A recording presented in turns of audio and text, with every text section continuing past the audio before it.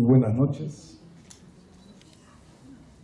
Señoras y señores, estimados psicoanalistas visitantes, colegas y futuros colegas, queridas amigas y amigos, es con mucha satisfacción que me dirijo a ustedes para darles la bienvenida al 23º encuentro latinoamericano sobre el pensamiento de Donald Winnicott.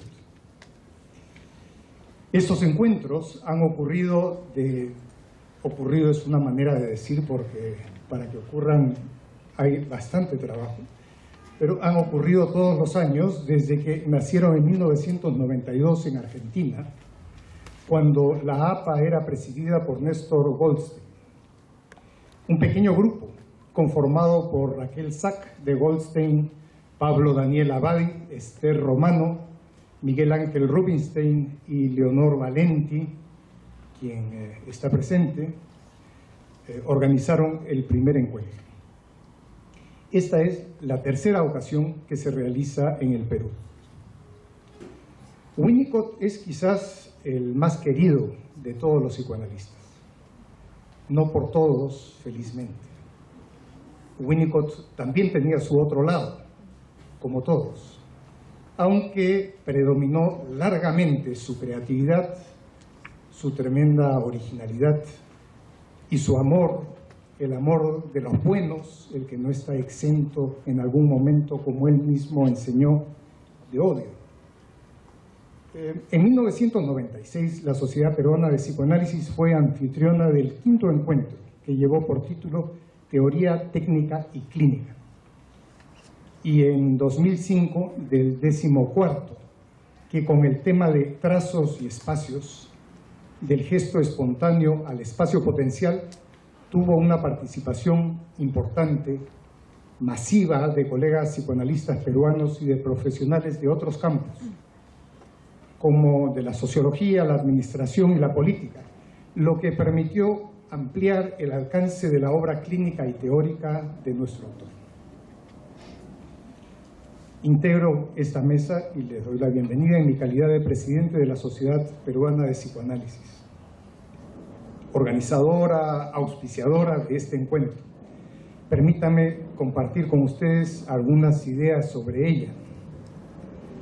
Los psicoanalistas que fundaron nuestra sociedad formalmente hace 35 años, porque la sociedad tuvo unos primeros años de gestación, Carlos Crisanto, Max Hernández y Saúl Peña, aquí presentes, se formaron en el Middle Group de la Sociedad Psicoanalítica Británica en Londres, donde destacados psicoanalistas como Anna Freud, Paula Hyman, Charles Rycroft, Enid Balint participaban también. En la prodigiosa década que va de inicios de los años 60 a inicios de los 70, Donald Winnicott tuvo una presencia particularmente gravitante, si bien ya desde antes iba adquiriendo y tenía un peso propio. Él fue profesor, supervisor y maestro de nuestros fundadores. Si pensamos en una huella, una marca de nacimiento de la Sociedad Peruana de Psicoanálisis, me parece que es ahí a donde debemos mirar. Hay otras, pero Winnicott produjo una marca muy profunda.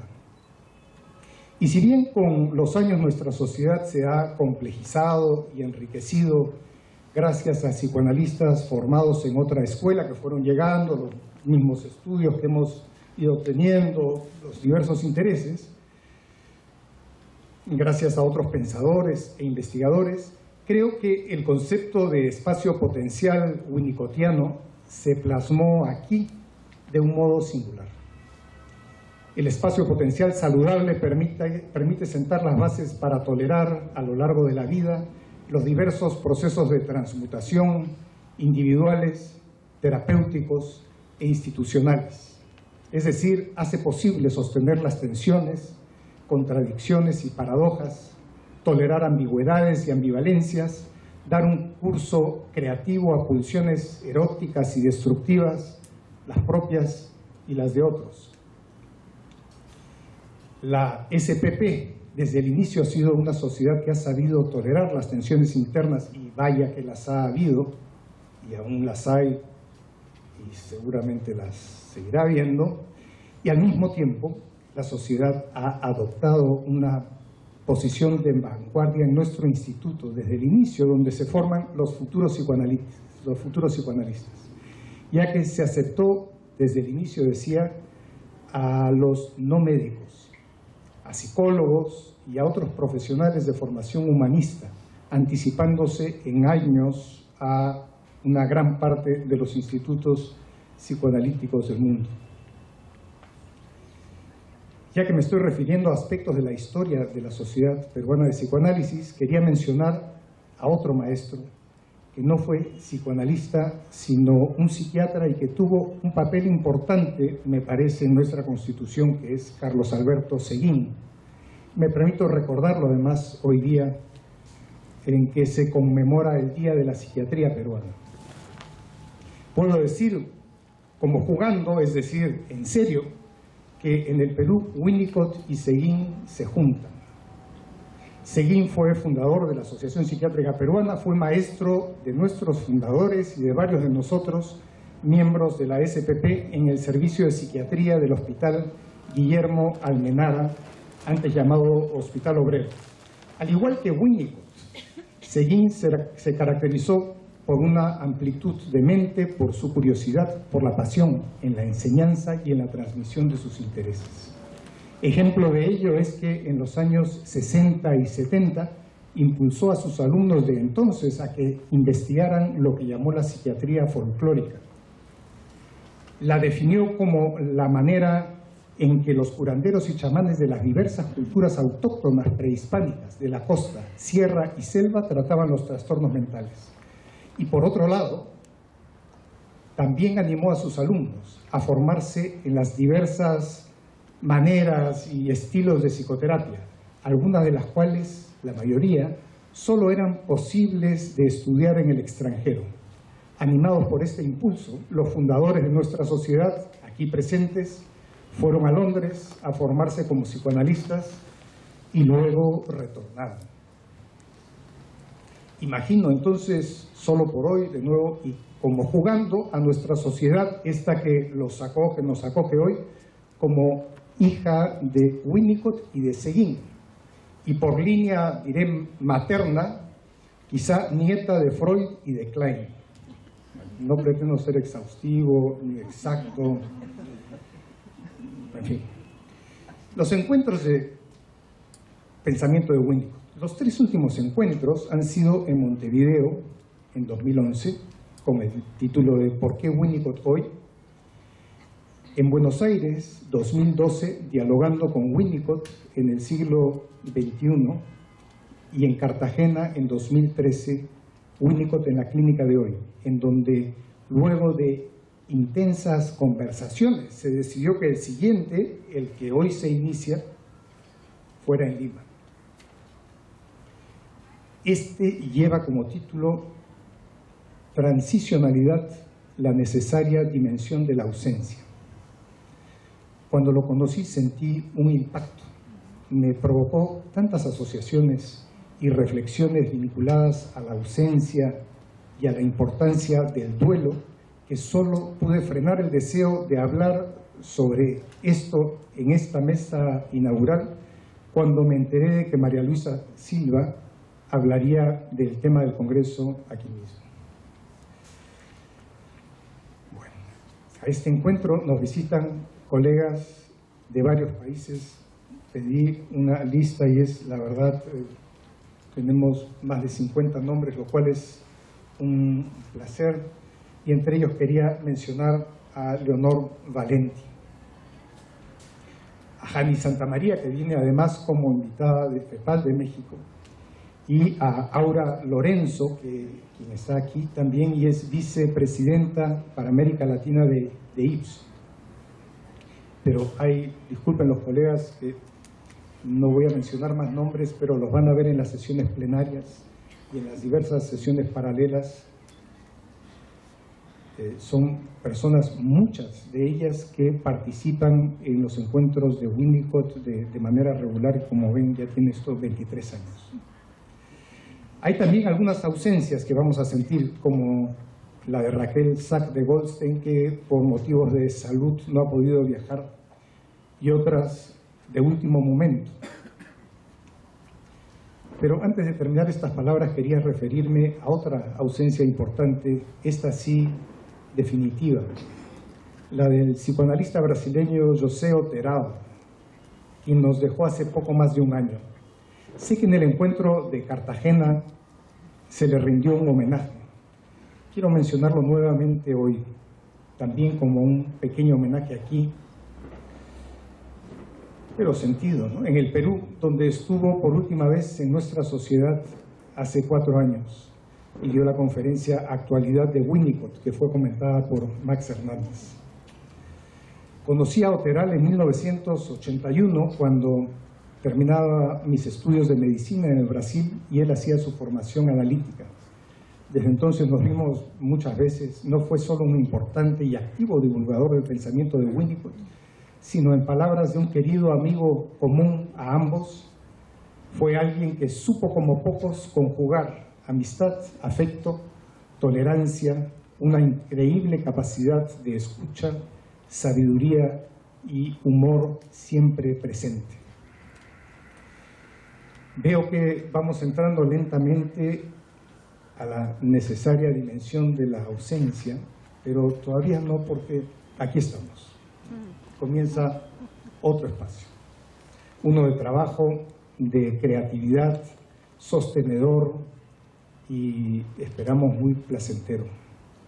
Eso es lo que queremos brindarles a todos ustedes.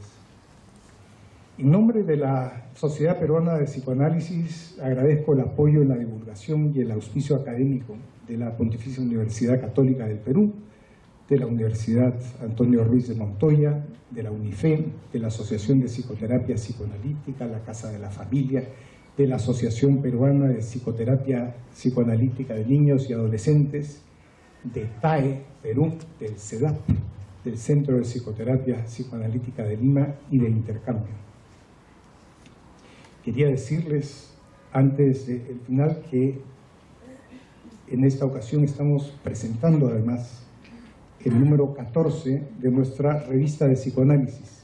Esta edición hermosa con una foto del Machu Picchu de Javier Silva es la primera edición a cargo de Lilian Ferreiros, que es la editora, y como un punto importante, de los 12 trabajos presentados, aquí escritos, publicados, 8 son de ponencias de este encuentro, así que vale la pena adquirir la revista hoy día mismo.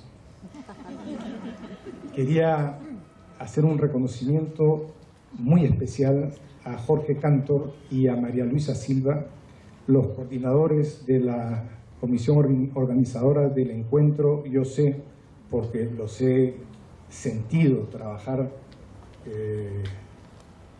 intensamente y por largos meses preparando este encuentro que nos reúne ahora. Los voy a dejar ahora con las palabras de Mati Silva, de María Luisa Silva. Les deseo 3 días fenomenales y declaro inaugurado el 23º encuentro latinoamericano sobre el pensamiento de Winnicott.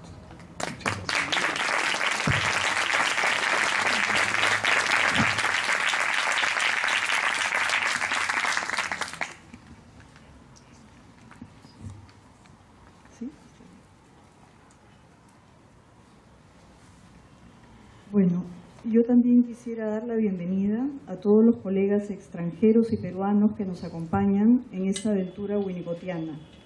En nombre de Jorge Cantor y mío y de los demás miembros del comité organizador de este 23º encuentro. Y dar también un agradecimiento especial a Eduardo Gastelumendi y la Junta Directiva de la SPP por el respaldo para que esto pudiera estar sucediendo.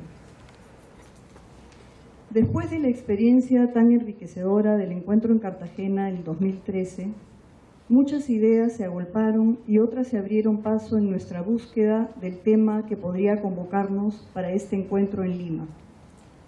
Partimos del deseo de que el pensamiento de Winnicott nos permitiera establecer puntos de encuentro entre disciplinas, entre cruzamientos de ideas en torno a la teoría, la metapsicología, la clínica psicoanalítica, en un diálogo fructífero con la filosofía, la sociología, las neurociencias, la educación, las artes y otros campos.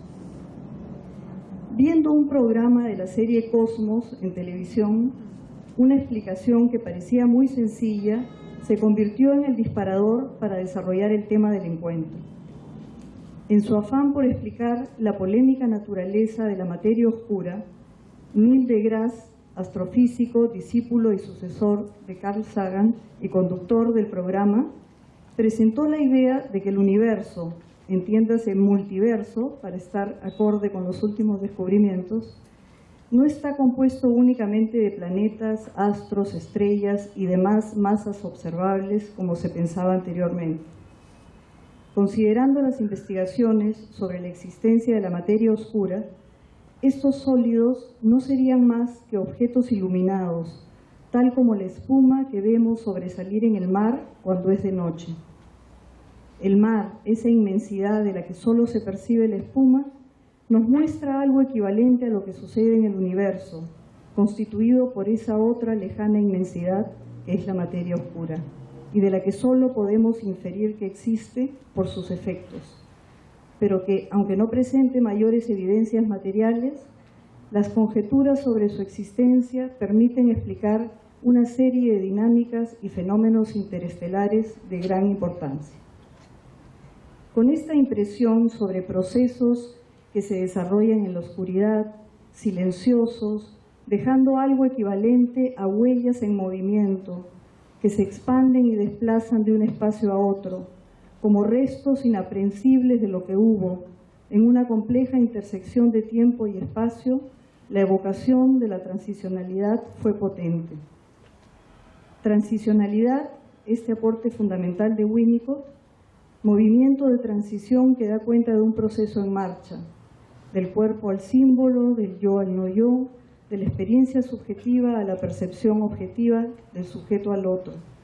Tránsito de la presencia a la ausencia para redescubrirla como otro tipo de presencia. Transicionalidad que implica también la configuración de un espacio que no es un área, que es un área de experiencia, que no está situada en los avatares del mundo exterior ni en el fragor impulsivo del mundo interno.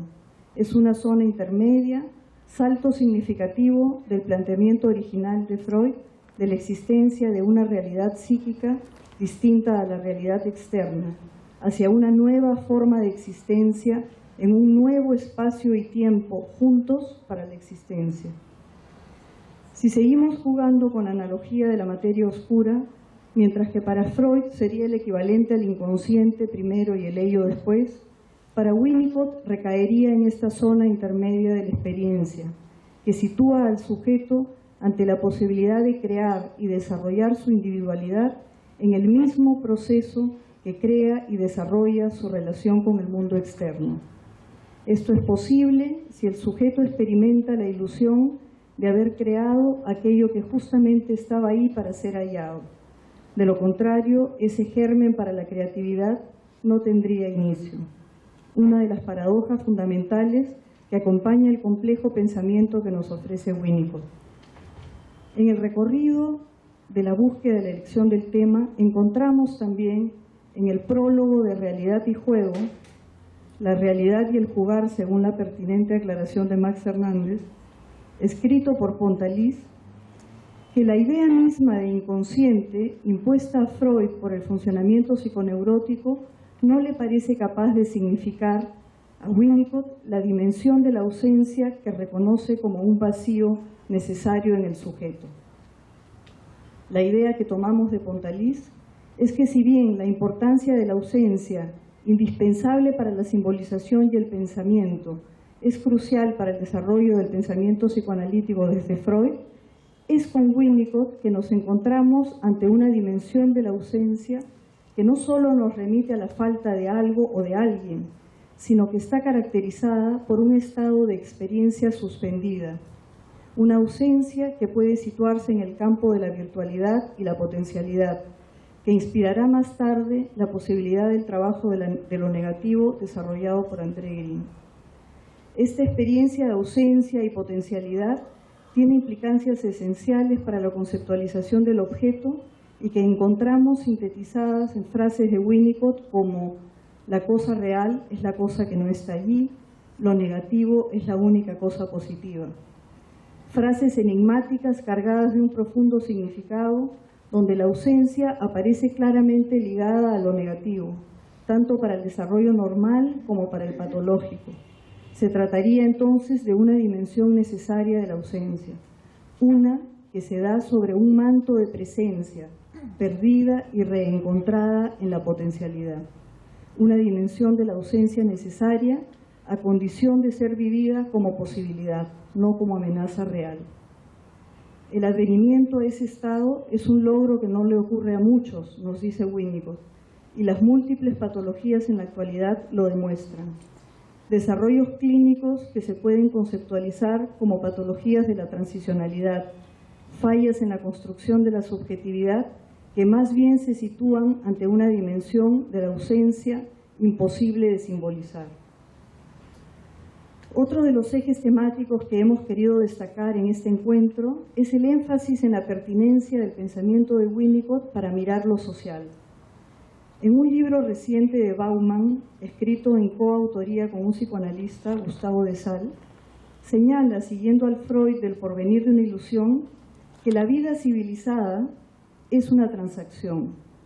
De acuerdo con este planteamiento, los individuos ceden en la transacción una cantidad significativa de satisfacciones que sus instintos los exhortarían a buscar y que ellos buscarían si nada se los prohibiera. Y a cambio de ello ganan una medida considerable de seguridad contra los males y los peligros que provienen de la naturaleza, del propio cuerpo y de los otros seres humanos. Lo que intentamos subrayar es que una visión como esta en torno a la vida social nos muestra a un ser humano centrado en su lucha por sobrevivir a una costa de sus impulsos y en su necesidad de rodearse de las mejores condiciones para que esta supervivencia esté garantizada. Situación que termina por sumirlo en un estado de expectativa permanente por encontrar tal salvaguarda en las instituciones sociales. Más adelante el mismo Bauman dirá que es esta vulnerabilidad e incertidumbre el fundamento de todo poder político.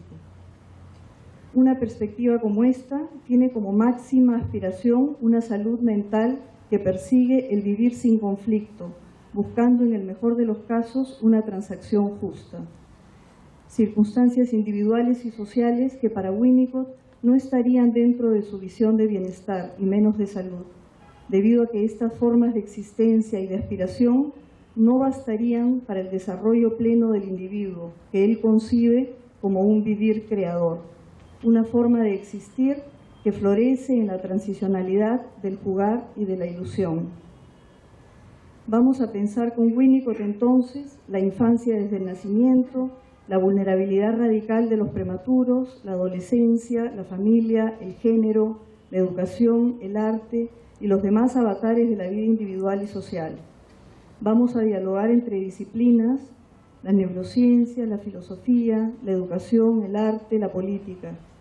Intentamos conectar así estos universos, situarnos en las fronteras de la interdisciplinariedad y hacer un ejercicio de transicionalidad en este marco del encuentro. Es por ello que nos pareció importante convocar a las diversas instituciones que se desempeñan en estos otros campos y que nos acompañan con sus aportes, y esperamos que puedan llevarse con ellas las ideas esenciales de Winnicott para aplicarlas como crean conveniente. Vamos a tener una pequeña pero significativa exposición permanente de arte que hemos llamado Espacio Potencial y que esperamos puedan darse un tiempo para visitar y disfrutar. También vamos a presentar algunas publicaciones durante el encuentro, además de la revista de la Sociedad Peruana que ya presentó Eduardo. Algunos proyectos que queríamos ofrecerles lamentablemente se quedaron en el camino, como la función teatral, pero nos servirán para esperar reencontrarnos en futuros encuentros. Mientras tanto, esperamos que este encuentro que hemos preparado con mucho cariño y dedicación sea una experiencia creativa para todos. Gracias.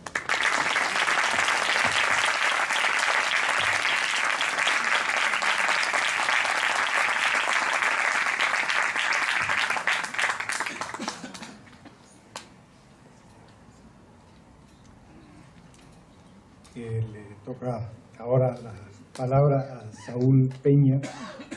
Saúl es fundador de la Sociedad Peruana de Psicoanálisis y está presente en las actividades de Winnicott desde la primera en Buenos Aires, y para nosotros es también un privilegio tenerlo aquí en esta mesa inaugural y que le dirija las palabras a ustedes. Tiene un peso no solamente de información, sino además simbólico muy importante. Saúl. Muchas gracias. Bueno, amigos todos, colegas, ¿sí? ¿Ya? Yo agradezco profundamente la invitación de la Sociedad Peruana de Psicoanálisis en la persona de su presidente, doctor Eduardo Gastelumendi, y al comité organizador en las personas del doctor Jorge Cantor y la doctora María Luisa Silva, para pronunciar esta conferencia inaugural del 23 Congreso. Para mí es un honor estar en compañía de los más comprometidos colegas con el pensamiento de Winnicott. Quiero rendir un cariñoso y especial homenaje a los doctores Luis Prego Silva, José Uteral, Marilú Pelento, Andrea Yanaculas, por sus vitales contribuciones y su esencial identificación con el trabajo de Donald Winnicott. Asimismo, a la doctora Raquel Sack de Goldstein, por ser quien tuvo la fértil iniciativa de organizar el primer encuentro latinoamericano sobre el pensamiento de Donald Winnicott en Buenos Aires en 1992, y por sus iguales vitales contribuciones con los aspectos esenciales del quehacer winnicottiano. Creo que todos ustedes comparten este sentimiento y merecido homenaje. No podría dejar de extender a Carlos Alberto Seguín, como lo ha dicho nuestro presidente, Eduardo, al doctor Carlos Crisanto y al doctor Max Hernández, porque han realmente contribuido comprometida y trascendentalmente. Asimismo, quiero agradecer cálidamente a Lilian Ferreiros, editora de la revista de Psicoanálisis del Perú, por la publicación de mi trabajo, La presencia de Winnicott en mí. Gracias, muchas gracias, Lilian. Yo pensé si iba a presentar el trabajo que ya está publicado, pero decidí presentarles lo que inmediatamente les voy a leer, que es El juego y el sueño, que es la continuidad de este primer trabajo que está publicado ya en la revista de psicoanálisis. Winnicott es un maestro. Su compromiso con el análisis y por lo tanto con sus pacientes residía no solo en su actividad profesional, sino que lo tenía completamente internalizado en su vivir. Formaba parte de él mismo, de esta consubstanciación con el análisis que frecuenta el dolor humano, buscando rescatar el eros que permite a las personas aliviar, superar o convertir su sufrimiento en fuente de vida. Nace la responsabilidad, la valentía y la libertad de Winnicott en su vínculo con quienes acudían en busca de su ayuda. Esta libertad, sin embargo, no deja de lado la teoría, a pesar de que él decía que cuando estaba en el consultorio la dejaba para volcar su atención libre, flotante y comprometida al paciente que tenía delante, sin ataduras ni marcos rígidos que estuvieran esperando la pieza que encajara en ellas, pues de ser así no habría podido acercarse respetuosa y cuidadosamente a la intimidad de esta persona en una comunicación de inconsciente a inconsciente. Aquí podemos ver la valentía del maestro Winnicott, que asimilada la técnica y la teoría del psicoanálisis en su práctica, puede tener la libertad de actuar con autenticidad, espontaneidad y pleno compromiso, respondiendo con su empatía a las comunicaciones del analizado, siempre dispuesto a lo inesperado. La interrelación de dos personas presenta una multitud de posibilidades y actitudes, puesto que se trata de dos seres humanos, cada uno con sus aspectos patológicos saludables y sus potencialidades de cambio, pasando por los insights y el working through, tan útiles en este proceso de autodescubrimiento, así como también por dolorosas recurrencias y regresiones, igualmente importantes si son bien empleadas. Y aquí estamos hablando de un requisito fundamental para que se realice el psicoanálisis, el proceso. Este implica determinadas condiciones: el setting, la frecuencia, la comunicación entre analista y analizando, etc. Sin embargo, incluso en este requisito psicoanalítico, Winnicott también usaba de la misma libertad que en un proceso, digamos, convencional.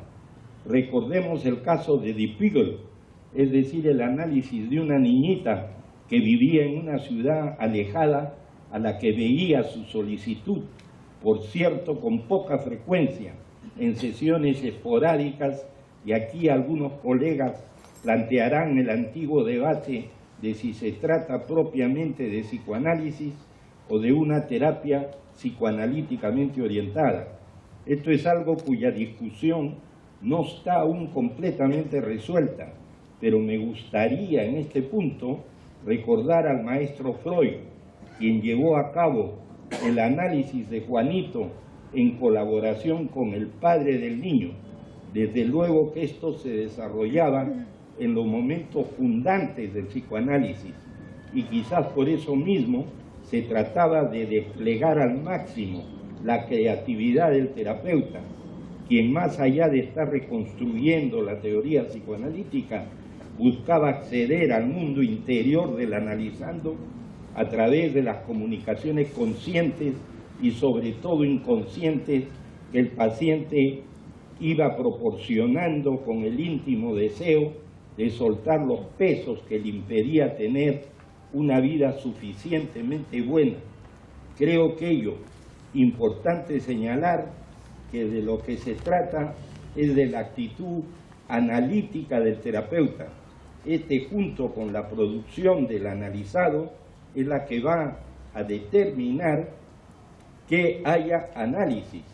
Es importante señalar otro punto: el psicoanálisis no es una disciplina cerrada ni una ciencia matemática donde a determinadas ecuaciones corresponde solo un resultado y no otro. Es decir, el psicoanálisis no es una ciencia exacta, felizmente ni completamente desarrollada, porque es ejercido por personas que están en cambio permanente, conjuntamente con los pacientes, que además tienen una necesidad de buscar cambios, puesto que su vida, tal como está cuando van en busca de ayuda, no les satisface. Agreguemos a esto que vivimos en un mundo en permanente y acelerado cambio, del cual somos testigos de excepción. en las últimas décadas hemos visto y seguimos viendo cómo se transforman los valores, las ideologías, la ciencia, las comunicaciones, etc. Es decir, no vivimos en un mundo definitivo, e irreversiblemente construido de una manera. ¿Y de qué se trata el psicoanálisis? Sino de cómo determinado ser humano se relaciona y reacciona a su medio ambiente. De ahí que los grandes maestros de esta disciplina no pueden sujetarse a rígidos marcos teóricos ni técnicos. Desde luego, esta afirmación no pretende desconocer los desarrollos y aportes del psicoanálisis, que son nuestra herramienta básica para poder ejercer la responsabilidad de psicoanalizar. Pero si esta no está basada en un total compromiso y asimilación de la actitud analítica como parte de la cosmovisión del analista, nos convertiríamos de buscadores en el inconsciente, en aplicadores de recetas, sin tocar para nada la esencia del ser humano como persona individual, única e irreemplazable.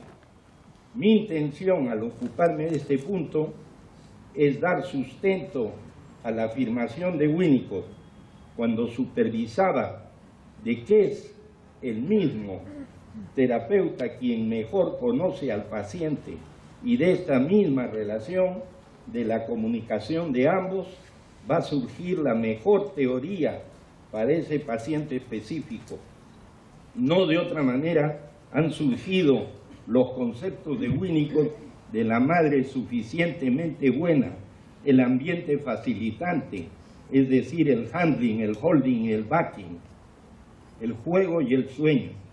Reseñar mi experiencia con Donald Winnicott, con quien tuve un vínculo y mutualidad muy significativos, es un privilegio, y más aún haber recibido la supervisión de él de dos casos: un adolescente de 16 años que vino a analizarse refiriendo ser frígida, y otro de un niño de 4 años encoprético. Estos me permitieron descubrir y aprender. Conocí a Donald Winnicott en la Sociedad Británica, en las reuniones científicas de los miércoles, cuando él era presidente de la sociedad. Es a través de estos previos encuentros que su personalidad, su libertad, su autenticidad, su originalidad y su creatividad me impresionaron. Le pedí que supervisara mi primer caso de adultos, pero no fue posible. Volví a pedirle que supervisara el segundo, y tampoco fue posible, hasta que aceptó supervisar el primer caso de mi entrenamiento en niños y adolescentes. En una oportunidad tuve la osadía de participar en una de las reuniones de los miércoles acerca de mi paciente adolescente. Se trataba de un adolescente de 16 años, como dije, que había venido a la clínica por iniciativa propia, manifestando que para ella hacer el amor era como leer el periódico o un periódico, lo que le hizo tomar conciencia de que había algo que no andaba bien. La paciente venía siempre puntual a las entrevistas, se echaba al diván e inmediatamente se ponía a dormir. Yo traté de utilizar múltiples recursos para mantenerla despierta, pero era imposible. Tenía que despertarla para decirle que su sesión había terminado. Se levantaba y regresaba al día siguiente con toda puntualidad. Era evidente que su vida y mundo oníricos eran tremendamente importantes para ella, e incluso podía sostenerse que en él encontraba la satisfacción que no hallaba en su vigilia. En un determinado momento descubrimos que era una criatura que había tenido varios traumas, acumulative traumas de Mazután. Luego de atravesar por diversos sentimientos contratransferenciales que se hicieron conscientes, fui aprendiendo lo que llamo la utilización creativa de la contratransferencia y el reconocimiento de cómo podemos amar y odiar a nuestros pacientes y experimentar sentimientos que van de un polo al otro, pasando por momentos de cólera, de rabia, de impotencia. Al mismo tiempo, esta experiencia me permitió ir descubriendo el tánatos terapéutico, es decir, la utilización creativa de la agresión.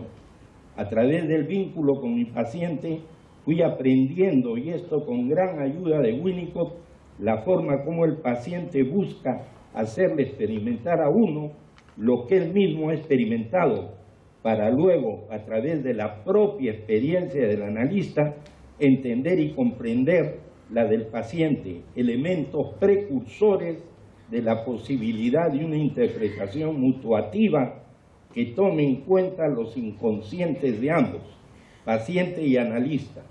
La actitud de Winnicott era indudablemente atenta y receptiva. Me decía muchísimo que yo conocía a mi paciente más que él, de tal manera que me podía hacer comentarios, indicaciones o sugerencias, pero quien compartía con el paciente la intimidad y intersubjetividad analítica era yo. A pesar de encontrarme con un personaje de esta magnitud, me sentía libre, respetado y con un estímulo muy sutil a despertar las posibilidades intuitivas y los descubrimientos personales a través del vínculo que muchas veces uno no se da cuenta, de tal manera que su contribución sobre el juego play, no la competencia game, se vivía en la situación analítica, era, como él mismo decía, la base de la experiencia cultural. A través de la supervisión del descubrimiento, iba descubriendo los aspectos que sustenta cuando habla del true y false self, es decir, del ser verdadero y del ser falso, y cómo, aparte del reconocimiento de estos aspectos con mi paciente, lo iba descubriendo dentro de mi vínculo con él y en mí mismo. Después de más o menos 3 meses de contemplar a mi paciente durmiendo, a veces roncando, y luego de seguir las indicaciones de que si deseaba, mientras ella dormía, podría leer un libro, el mismo Winnicott me dijo, lea un libro, no moleste, cosa que solo hice en algunas ocasiones. Ella fue empezando a ser capaz de despertarse y de mantenerse despierta conmigo. Lo que descubrimos era que esta regresión implicaba también un elemento de confianza y una forma de prevenir la repetición de la desintegración y el sufrimiento a ella asociado, unido al impulso creativo que surgía de experiencias diferentes vinculadas a su relación conmigo. Lo que esta criatura sentía haber vivido era como si al lado de un padre ausente tuviera una madre que desestimara la sensibilidad, la respuesta o experiencias penosas y dolorosas, y al desdeñarlas le generaba a ella el sentimiento de no ser reconocida en su calidad de persona sensible, sino objeto de una deformación de sus sentimientos.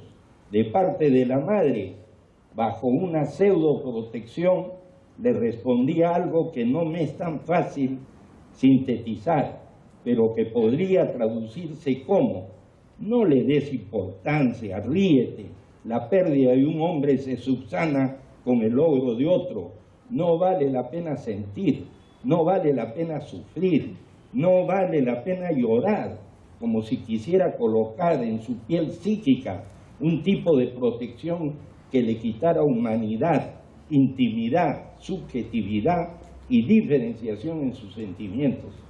Era como si quisiera uniformizarlos a través de esta pseudoprotección artificial, mecánica, superficial y destructiva que vulneraba su posibilidad de vivir, haciéndola prácticamente muerta en vida. De ahí que la frigidez que esta criatura experimentaba en la relación sexual era en gran medida resultante condensada de una percepción que tenía de esta como algo sucio y desagradable, y el congelamiento de su relación con la madre y el padre, que le habían impedido la posibilidad de experimentar y vivenciar un sentimiento y una sensación de placer, de disfrute, de contento, de alegría, de felicidad, justamente la no respuesta.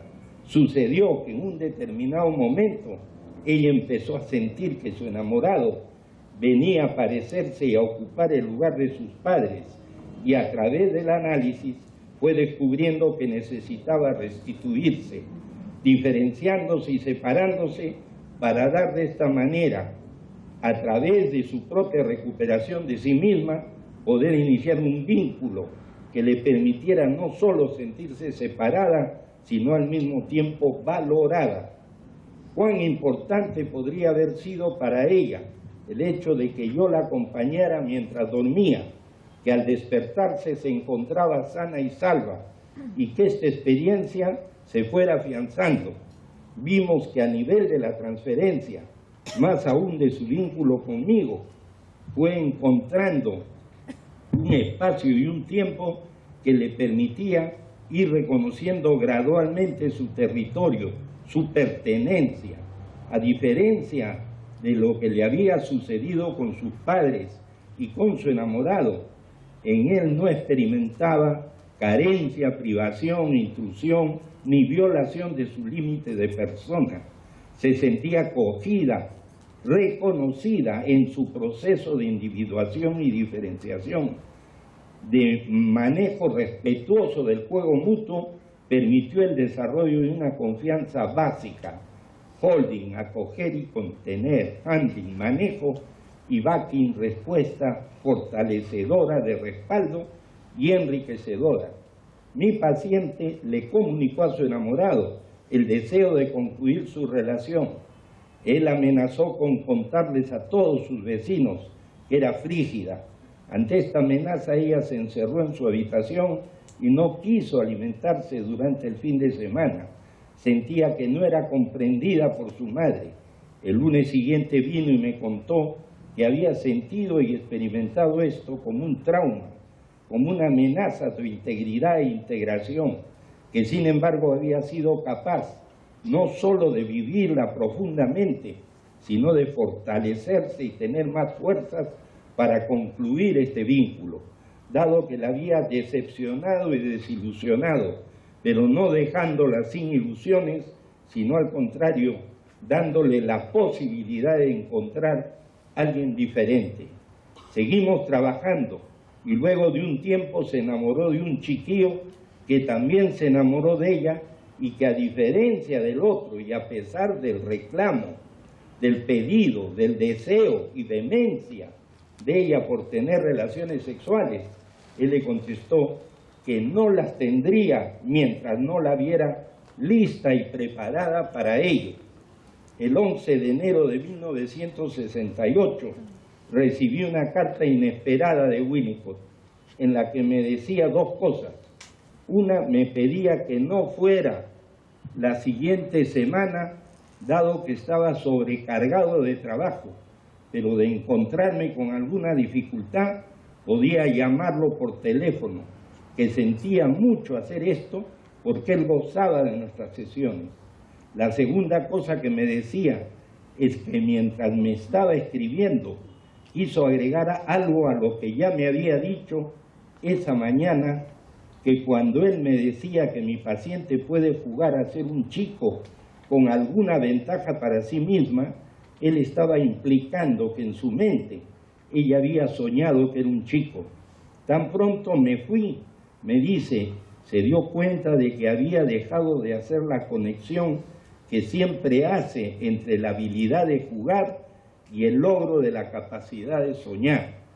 Es sumamente interesante el hecho que durante las sesiones previas ella había traído un sueño en el cual era un chico sin que Winnicott lo supiera entonces. Esto se representaba también en los esfuerzos y recursos de seducción que utilizó para tener relaciones sexuales con su enamorado, sin éxito. Él solo tuvo relaciones sexuales con ella cuando la sintió y la percibió lista para tenerlas. El resultado ya se pueden imaginar, es que ella vio estrellas como una experiencia de plenitud y tuvo la posibilidad de recuperar su cuerpo, sus genitales y su capacidad de goce, de disfrute y de felicidad, reconociendo con toda nitidez un orgasmo integral y una relación que existía antes, durante y después del coito, que realmente la hacía sentirse querida, amada, respetada y reconocida.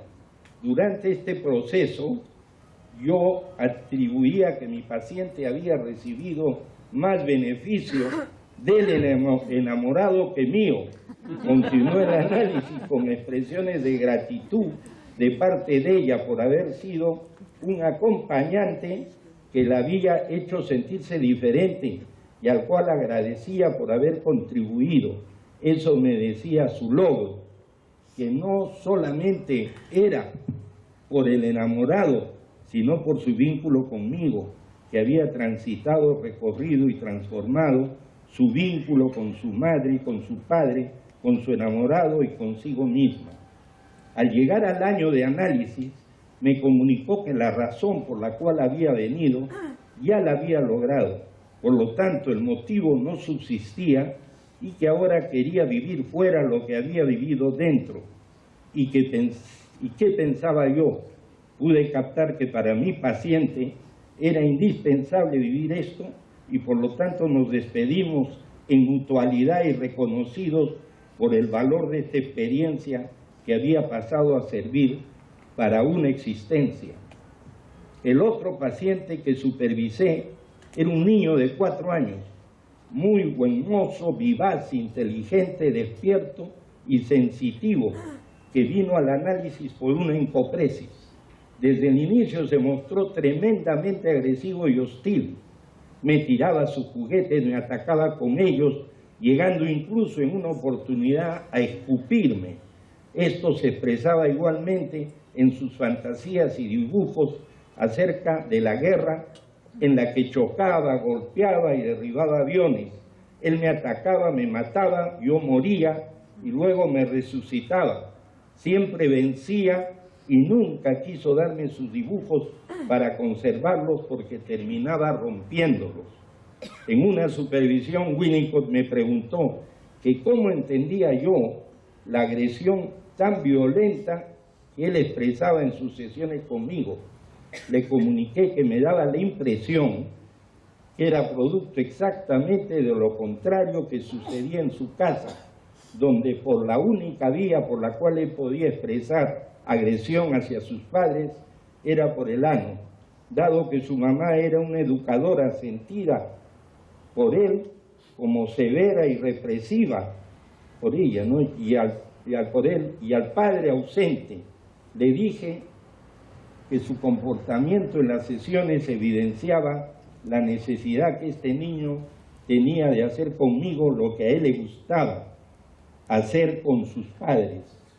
Winnicott me dijo que muy probablemente yo tenía alguna razón, pero que para él lo importante era que el niño sufría de pesadillas y que una manera de comunicármelas era haciéndome experimentar a mí lo que él experimentaba en sus sueños, simplemente cambiando los roles en los cuales él era el perseguido por persecutores que querían eliminarlo, mientras en la sesión él me ponía a mí en la situación de perseguido y él asumía el rol de persecutor, tratando de hacerme sentir y experimentar lo que él sentía.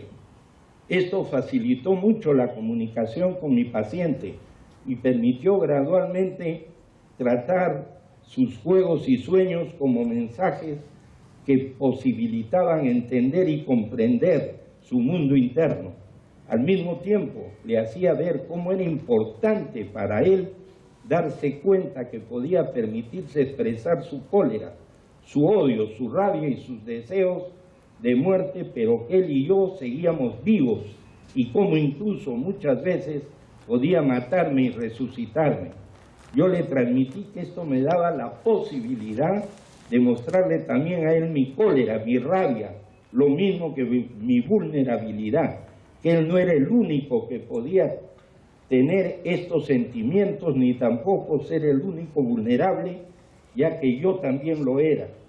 Este descubrimiento para él dio buenos resultados, dado que el viernes de esa semana me sorprendió al pedirme que le diera unas hojas de papel que iba a tener ese fin de semana el análisis en su casa y que el lunes me iba a traer sus dibujos.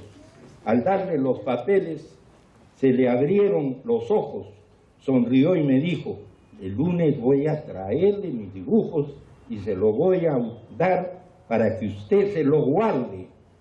Este cambio fue acompañado de la superación de sus síntomas.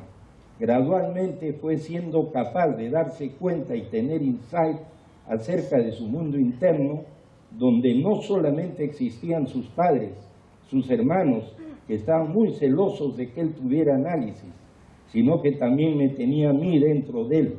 Tan es así que en una sesión posterior me trajo un caramelo y no solamente se lo acepté, sino que me lo comí. Wínico me dijo: yo stop the play, que yo paré el juego. Ahí aprendí lo importante que era no interrumpir el juego. Supervisando esta misma sesión con otra analista en grupo, con colegas de mi promoción, me dijo que si fuera mi supervisora y yo hubiera hecho eso, me mataba. Yo le contesté en broma que justamente no le pedí que me supervisara para seguir viviendo. Esto lo digo para mostrar diferentes actitudes frente a una situación específica. Luego que paró la encopresis, fue también capaz de gozar nadando por primera vez y sentirse muy orgulloso de su logro, debido a que previamente le aterrorizaba nadar.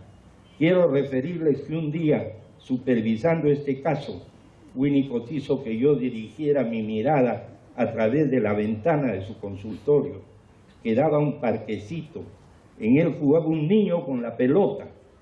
Me dijo algo que se vincula en gran medida con la carta que me escribió, que lo importante no era solamente que el niño jugara con la pelota, sino que el niño soñara jugando con la pelota. Quizás es significativo transmitirles igualmente dos hechos en Winnicott: la capacidad de darle al paciente la posibilidad de descubrir la vulnerabilidad del analista y descubrir en sí mismo la fortaleza de poder contemplar la suya y la del otro, sin sentirlas amenazantes. A propósito de esto, quiero referirles una anécdota que me contó una paciente de Winnicott. Cuando él, luego de 3 infartos, reposaba en el suelo sobre la alfombra al mediodía, en el momento del inicio de su primera consulta en las tardes, como era su costumbre, dejaba la puerta abierta. La paciente entraba, lo contemplaba durmiendo y luego, al terminar su hora, iba profundamente reconfortada. Winnicott la había acompañado por 3 o 4 horas previamente, cuando, encontrándose sola en Londres, había padecido de una enfermedad seria y en ese momento solamente lo tenía a él.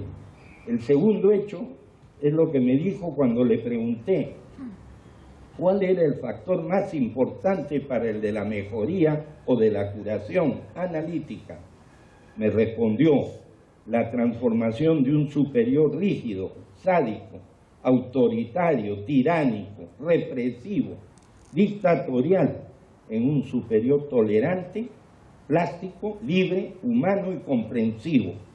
Como ven ustedes, la importancia que Winnicott daba al jugar, al soñar, al inconsciente y a la mutualidad era evidente.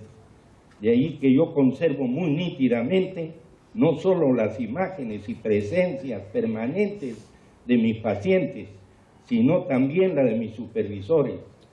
La presencia de Donald Winnicott sigue siendo una compañía muy grata e inspiradora de nuevos hallazgos y descubrimientos. Muchas gracias.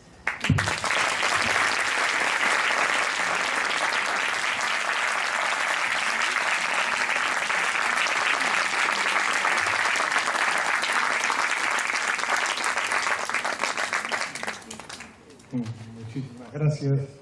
Larga y tan profunda y tan analítica. Bueno, estimados amigos, vamos a dar por concluida esta mesa inaugural y los invito a un cóctel y a conversar aquí con tranquilidad entre nosotros. Muchas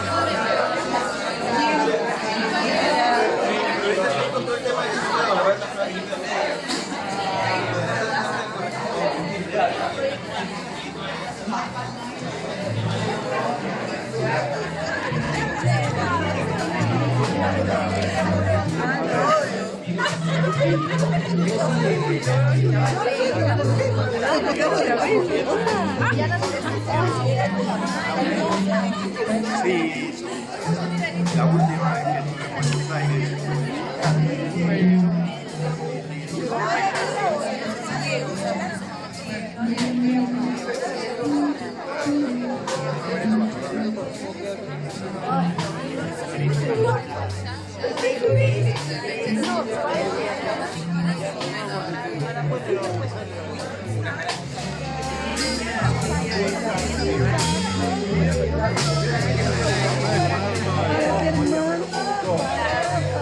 Y la había cuidado porque ella no tenía nadie. A mí me parece ese privilegio. Me voy a llegar dos cafés oficiales y uno regateado. Tengo mantenido.